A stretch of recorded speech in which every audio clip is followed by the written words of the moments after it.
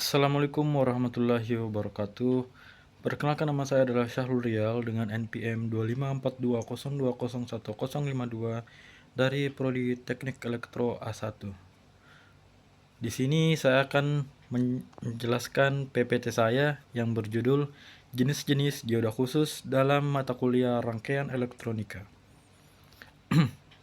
Baik, kita masuk ke dalam pembahasan yang akan menjadi topik. Yang pertama itu adalah dioda Zener, yang kedua adalah dioda varaktor, dan yang ketiga adalah dioda Schottky dan step recovery, dan dioda Tanner dan back dioda, serta varaktor daya.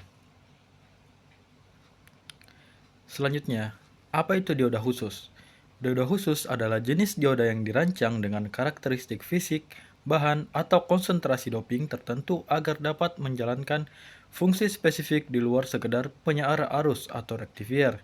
Jika dioda standar seperti seri 1644007 hanya berfungsi sebagai katup satu arah yang melewatkan arus dari anoda ke katoda, dioda khusus memanfaatkan fenomena fisika tertentu seperti efek breakdown, variasi kapasitansi, atau emisi cahaya untuk kebutuhan sirkuit yang lebih kompleks. Selanjutnya, dioda edge valence dan Zener. Dioda edge valence adalah suatu jenis dioda yang mempunyai karakteristik arus pada tegangan reverse yang sangat tajam perubahannya dari kondisi tidak konduksi ke kondisi konduksi. Jika tegangan breakdown-nya dilampaui, ini berarti bahwa gambar 2.9 yang ada di samping, jika tahanan R diubah besarnya, maka tegangan breakdown dioda tidak berubah.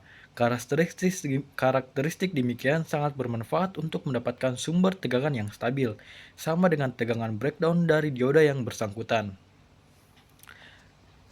Dioda Zener. Tegangan breakdown dari dioda edge valence tidak dapat lebih dari 6-8. Suatu dioda yang mempunyai karakteristik yang sama dengan dioda edge valence adalah dioda Zener. Dioda Zener mempunyai tegangan breakdown yang dapat lebih rendah dari dioda edge valence, yaitu dapat kurang dari 0,2 volt. Selanjutnya, tahanan dinamik. Karakteristik penting dari dioda edge valence atau dioda Zener adalah apa yang dikenal dengan tahanan dinamik, yaitu berbanding antara perubahan tegangan breakdown terhadap perubahan arus bocornya. Perhatikan gambar 2.10 setelah ini. Tahanan dinamik adalah penting untuk menghitung respon ripple rangkaian dengan dioda Zener atau edge valence terhadap perubahan tegangan input atau terhadap perubahan arus beban. Ini adalah gambar 2.10, yaitu contoh dari tahanan dinamik. Tahanan dinamik dioda edge valence umumnya mempunyai nilai numerik yang kurang lebih sama dengan nilai numerik dari tegangan breakdown-nya. Sedangkan tahanan dinamik dari dioda Zener dapat jauh lebih rendah dari itu. Aplikasi umum dari dioda edge valence atau dioda Zener adalah untuk sumber tegangan tetap atau edge regulator, tetapi dengan beberapa batasan yang meliputi. Yang pertama, tahanan output tetap. Yang kedua, arus output terbatas atau rendah. Yang ketiga, sangat sensitif terhadap perubahan temperatur.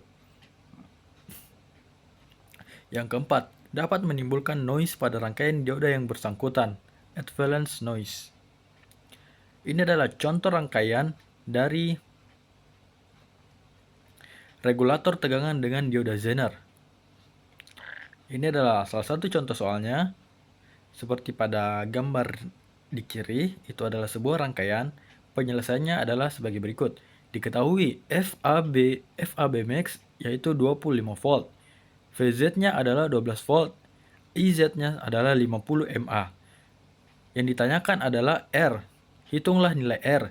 Jawabannya dengan rumus R sama dengan FAB max dikurang VZ dibagi dengan IZ, yaitu 25 volt dikurang dengan 12 volt dibagi dengan 0,05 sama dengan 260 ohm. Selanjutnya adalah triraktor dan varistor.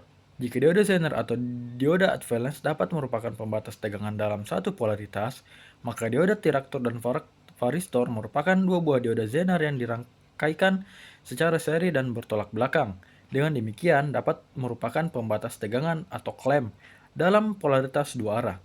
Tegangan breakdown dari dioda tiraktor atau varistor dapat berkisar dari kurang lebih 10 volt sampai kurang lebih 1000 volt. Tiraktor dan varistor biasa digunakan dalam rangkaian sebagai pembatas atau pengaman tegangan-tegangan pulsa yang tinggi yang merusak, misalkan tegangan surges. Pada gambar 2.12 setelah ini ditunjukkan contoh rangkaian dengan menggunakan dioda tiraktor. Ini adalah contoh rangkaian dengan menggunakan dioda tiraktor dan varistor. Selanjutnya adalah dioda tunel. Dioda tunel adalah suatu jenis dioda berdaya rendah dengan karakteristik yang unik, yaitu sebagai ditunjukkan pada gambar 2.13 di bawah ini. Dioda ini banyak digunakan pada rangkaian switching, osilator, dan penguat, dari frekuensi rendah sampai frekuensi yang sangat tinggi, daerah gigahertz. Penggunaan dalam teknik switching, dioda ini mempunyai dua daerah stabil, sebagaimana ditunjukkan oleh garis beban switching pada gambar 2.13. Contoh rangkaian switching dengan dioda tunel ditunjukkan pada gambar 2.14 setelah ini. Pada rangkaian tersebut, perubahan bias untuk switching atau perubahan kondisi stabil dilakukan dengan sinyal trigger dari luar. Osilator dapat diperoleh jika bias tegangan rendah, sekitar 0,2 hingga 0,3 volt, dipasangkan melalui tahanan seri dengan nilai yang rendah. Ini adalah contoh dioda tunel, rangkaian switching dengan dioda tunel. Dan jika diterapkan pada gambar 2.13, akan didapat hanya satu kemungkinan titik kerja sebagaimana ditunjukkan oleh garis beban osilator. Contoh rangkaian osilator sederhana dengan dioda tunel adalah ditunjukkan pada gambar 2.15 setelah ini. Ini adalah contoh dioda tunel. Pertama, bagian A, rangkaian osilator sederhana dengan dioda tunel. Dan pada gambar B adalah bentuk output osilator tunel. Osilasi akan terendam dengan cepat jika disipasi dari elemen resistif semakin besar, dan sebaliknya, jika terdapat elemen resistif yang negatif, osilasi akan mengembang seperti pada gambar 2.15 dengan memberikan bias melalui rangkaian LC yang tepat. Maka osilasi yang sempurna dapat diperoleh dan dapat pula dipilih nilai frekuensinya. Amplitude osilasi maksimum adalah dibatasi oleh nilai elemen resistif negatif dari tunel, yaitu sekitar 0,1 hingga 0,4 volt. Selanjutnya adalah tunnel rectifier. Tunnel rectifier atau dikenal pula sebagai back diode adalah diode tunnel dengan arus puncak yang sangat rendah, yakni hanya beberapa mikro saja. Umumnya digunakan untuk penyiaran sinyal level rendah, yaitu 20 MV tegangan puncak. Berbeda dengan dioda penyiar pada umumnya, pada dioda penyiar tunnel, konduksi terjadi pada bias reverse, dan sebaliknya, bias forward menyebabkan tidak konduksi. Gambar 2.16 menunjukkan kurva karakteristik penyiar tunnel yang unik tersebut. Pada gambar 2.16 bagian B ditunjukkan ilustrasi rangkaian pendeteksi level rendah, yaitu antara 0 dan 100 mili. Dengan menggunakan dioda Schottky dan dioda penyiar tunnel, karakteristik rangkaian adalah sebagai ditunjukkan pada gambar 2.16c. Dioda varaktor. Varaktor adalah jenis komponen dioda yang dibuat untuk mendapatkan variabel kapasitor sebagai fungsi dari tegangan. Perubahan kapasitansi yang dapat diperoleh oleh varaktor adalah bergantung dari tipe dan bahan, tetapi berkisar dari beberapa picofarad dan tidak lebih dari 1000 picofarad. Dengan toleransi kurang lebih 10%, rasio kapasitansi maksimum minimum adalah sekitar dari 2:1 dan 20:1. Pemakaian pada umumnya misalnya untuk H variable oscillator sebagai ditunjukkan pada gambar 2.17. Ini adalah contoh dioda varaktor. Ini adalah gambar A, gambar B, dan gambar C. Pada gambar 2.16, gambar A, kurva karakteristik penyiar tunnel. Gambar B, detektor level tegangan rendah penyiar tunnel 0 hingga 100 volt. Gambar C, output dari detektor tegangan rendah. Selanjutnya adalah varaktor daya. Varaktor daya atau varaktor multiplier adalah varaktor yang dapat melihat gandakan frekuensi tinggi 1 hingga 3 GHz pada daya tinggi. Varaktor demikian biasanya untuk mempertinggi kemampuan penguat transistor-transistor pada frekuensi tinggi dan pada daya yang tinggi pula. Ini adalah gambar Faktor daya pada gambar 2.17 yang bagian A yaitu contoh rangkaian pemilih frekuensi resonansi dengan pengendalian tegangan menggunakan dioda varaktor. Pada gambar B yaitu karakteristik umum dari suatu varaktor. Pada gambar 2.18 ditunjukkan contoh rangkaian pengganda frekuensi atau frekuensi doubler sederhana dengan menggunakan dioda varaktor. Gambar 2.18 rangkaian pengganda frekuensi dengan dioda varaktor sebagai berikut. Pada rangkaian tersebut, varaktor dioda digunakan untuk tuning frekuensi hingga didapat frekuensi. Maaf ini kurang lengkap, ada yang terpotong beberapa.